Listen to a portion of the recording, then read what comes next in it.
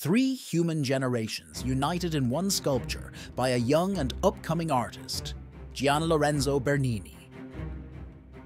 With his first full-size statue, the artist showed his ambition to work marble as no one had ever before.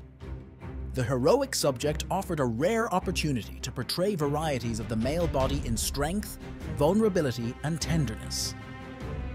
Come, dear father. I will carry you on my shoulders. It will not be too heavy for me. Wherever fate takes us, we will face the same dangers, and we will both overcome them. Little Iulus, keep walking beside me.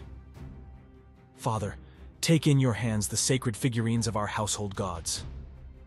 After these words, as envisioned by the Roman poet Virgil, the hero Aeneas covered his shoulders and neck with a lion's skin and took his father Anchises on his shoulders.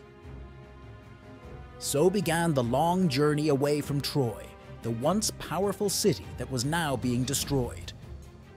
While Bernini's later and more violent masterpieces generally draw greater attention, his first statuary group inspires awe with its dignified portrayal of devotion under hardship. 400 years after it was made, more war fugitives than ever before can identify with any of its three characters. A boy clings to his strong father, a son in his prime takes care of his parent, an elderly father relinquishes his autonomy to the next generation but holds on to the duty towards the supernatural. The stride of the powerful Aeneas is slowed down by the heavy load.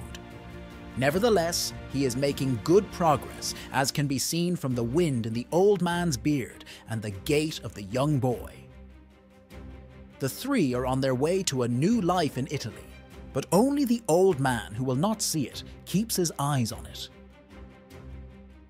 Bernini was only 20 years old when he produced this sculpture. He was seen as the upcoming new Michelangelo of his age. To distinguish himself from his much revered role model, he took one of Michelangelo's own statues as a benchmark. This statue of the Christ after his resurrection was originally designed and partly executed by the great Renaissance sculptor about 100 years before. It was, however, finished by less gifted followers. Bernini sculpted his Aeneas as a mirror image. Both statues display acts of selfless love.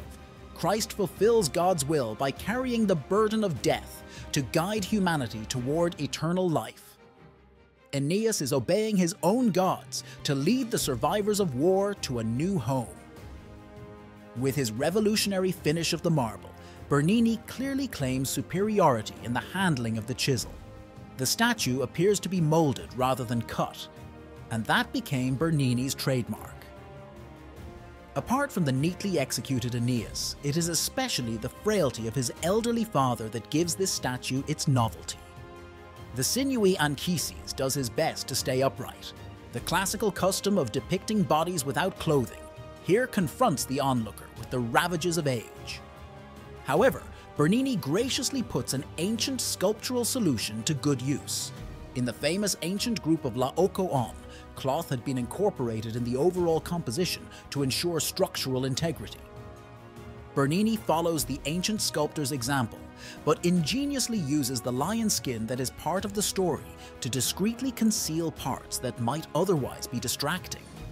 With a cloth of his own, young Iulus also has his own father covered.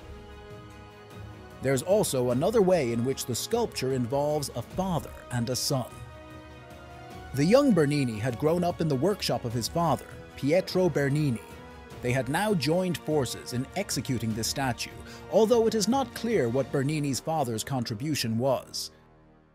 "Be careful," someone told Pietro. "Your son will soon surpass you." In reply, Pietro said soberly, "If that is the game, then the loser is the winner."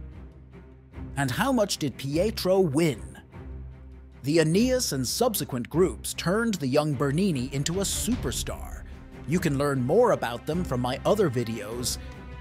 If the gifted artist had made no more than these, he would still have earned his place among the greatest sculptors of all time.